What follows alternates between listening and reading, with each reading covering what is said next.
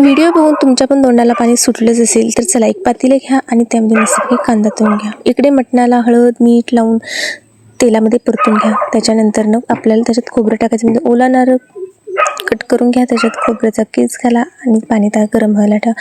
गरम झालेलं पाणी त्याच्यात मिक्स करून मटण, कोंबड्याचं मटण आहे ते, चिकन नाही आहे ते, छान असं शिजवून घ्या. आणि बघा शिजल्यानंतर आपलं तयार आहे. आणि रस्सा कसा दिसतोय, याच्यापेक्षा घरची क्वालिटी आहे ती तुम्हाला हॉटेल देऊ शकत नाही. आणि हे आपलं मटण पीस पण बघा किती छान आणि सुरेख शिजलेत. तर तुम्हाला आपले व्हिडिओ कसे वाटते सांगायला विसरू नका. एन्जॉय दिस मटन थाली. व्हिडिओ 2ची वाट बघा. व्हिडिओ 2मध्ये पार्ट 2मध्ये याचे येईल मटन रस्सा. आणि कुणाला वाट बघायची नसेल तर आपल्या चॅनलवरती जाऊन फुल व्हिडिओ बघा.